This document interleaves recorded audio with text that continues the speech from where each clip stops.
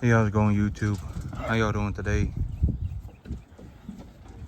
Oh, we got about a 50% chance of it raining tonight. But when I look at the weather forecast, I really think that today is my last chance of getting some good rain before I enter summertime. Well, okay, so this year it has been a very dry June in my area, which is a little bit unfortunate because I have seen a lot of rain clouds around me, dumping rain all around me, but rain has kept missing me here. I've gotten about an inch of rain this month. I was really anticipating that I would get a minimum of 2.5 inches. Realistically, I was looking at getting 3 to 4 inches of rain in June, but I barely got an inch here this month, this year. So it just is what it is. I mean, it's spilt milk. I can't do anything about it, right? At this point, what's done is done. I've had these animals on grain for about 2.5 weeks now. These animals, it's really hard for me to put weight on cattle without grass. I need grass to put weight on these animals. If I don't have grass, grain feeding these animals, okay, so here's the reason why the grass is so important, is because if I grow, okay, when my conditions for growing grass here are real good, my grass grows real good. Grass here on this soil with some decent weather conditions, I mean, my grass will grow 4 or 5 feet tall in 30 days. And so when I am able to grow grass here, I'm able to grow like a grass buffet. I'm able to grow more grass than these cattle could ever eat, as long as the weather is good. Or I guess good is the wrong word. As long as, you know, because I always say that, you know, well, I think it was Plato, right, who said that the pinnacle of mind is beauty, right? And so when I reach the pinnacle of thought, I see beauty in everything. That's what Plato said. And so I think good is the wrong word. When I get 4 inches of rain, when I get 1 inch of rain a week for 4 weeks in a row, my grass will grow like it is like it is running on jet fuel. It will just grow. And these animals won't be able to eat it fast enough. But you know, I got 1 inch of rain this month. Maybe that. And so I did get enough rain to start germinating the pearl millet in the back, but I don't know if it's gonna have enough rain to really grow. Okay, so water, I guess, so how does water fundamentally, what is one of the ways that water fundamentally works in the plant? Water, so the plant, the water will go into the plant's root. And okay, so from what I've read, scientists actually do not completely understand how plants take up water. But there is a theory on how plants take up water, and that plants take up water through their roots and expel it out small pores in their leaves, because the outside atmosphere is drier than the root zone. And so the root zone has to be wetter than the outside atmosphere for that plant to uptake water. And plants have these veins inside of their stems and inside of their tissue. And as plants take up, those veins fill with water. And when the ground gets real dry, those veins, there will actually be small air bubbles that get into those veins. And when the air bubble gets into the vein, there's like this flap inside the vein that causes the vein to implode when that air bubble hits the vein. It's like getting air inside of a human being's vein. You know, if a human being ever gets a bubble of air inside their vein, it's real bad. It'll kill them. But plants, when they get air inside one of their water veins, it will cause the vein to collapse, and so the vein will implode, and that vein will stop sucking up water. And so when that vein stops sucking up water, it reduces the amount of water that the plant needs to keep its tissue alive. But when it collapses that vein, it also reduces the amount of metabolic activity happening inside the plant overall, because it's not taking up as much water. And so, long story short, my ground needs to be wet, and I need about 3-4 inches of water to be growing a full stand of grass. Like if I want to grow a real good stand of grass, I need about 4 inches of water. A minimum 3, 5 would be optimal. If I got 5 inches of water, I would be doing phenomenally well. And so I barely got 1 inch of water on here this month. And so I put these cattle on grain for about 2 weeks now. And it's just real hard for me to put weight on these cattle by feeding them just grain. I need to give them grass.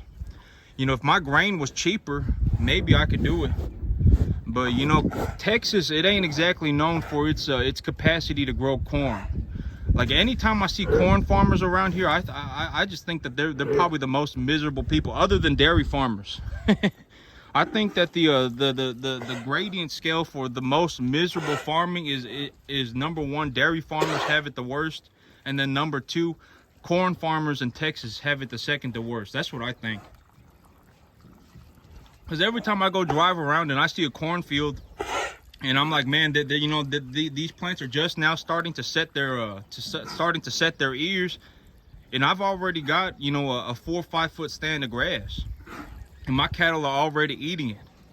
And it's like, man, you know, and especially at times like right now, like there's a cornfield 10 minutes down the road from me. When I look at that and I see that corn right now, I feel real bad for that farmer. Because I mean, they ain't got a drop of rain. They got less than an inch of rain this month on their corn, and the corn is just now starting to set ears. It's just now starting to set ears, and they ain't got a drop of water on it. And so, you know, that corn, it ain't really gonna produce much of anything, if anything at all. And so, and I've already been able to get a flush of grass into these animals. But yep, I need that grass. You know, I need grass. My grass right now is about 2 foot tall, and it is growing in because of that inch of water. But you know, the last time I grazed my grass, it was 70 pounds an acre thick. The seed was 70 pounds an acre, and I grazed it at 4.5 feet tall with a 2.5 inch wide leaf diameter. And right now it looks like my leaf diameter is less than 2 inches wide. My seeding rate, my planting rate is maybe about 50 pounds an acre. And the grass is about 2.5 feet tall, so I hardly got any biomass of grass up front. And so I'm leaving it alone to see, maybe I'll get more rain on it tonight, and I'm gonna let it grow a little bit more before I let the cattle graze on it. But you know, the grass, it ain't really growing. You know, I've maybe got about half the grass that I had a month ago. And so, but I mean, what can I do, right? I mean, what can I do has already been done. I planted this back field with pearl millet, but this pearl millet back here, it will start germinating and it will start growing, but I don't know how much it's gonna grow with just 1 inch of water on it. I don't, you know, and I think the summer is starting next week, and so I don't think it's gonna hardly get any rain on it at all. But these animals, I'm starting to put a plan together for these animals. I'm gonna be sending these animals to market here in maybe about a month, less than a month. I'm gonna the moment I run out of feed. The moment I'm like, okay, I'm starting to run out of feed. My feed guy is supposed to be here pretty soon, maybe tomorrow or day after tomorrow, something like that. He's supposed to be here, and he's gonna bring me feed. And when I start running out of feed, I'm just gonna take these animals to market. And so, yep. And then I'm gonna wait to bring in more animals. Okay, but I was actually considering, you know, I may actually just bring in 7-8 animals a month at a time and just feed 7-8 animals. Because here's the thing: is that I got a bumper pull trailer. And if I bring in 7-8 animals a month and I put them on a 4-month rotation, that means I would have 32 animals here. If I bring them in 8 at a time, I'll have 32 animals here, and I'll be taking 8 to, and I could take 8 to market every month. And so just keep it like that.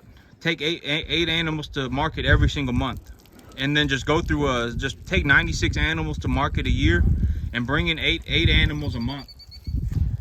And put them on a 4-month rotation.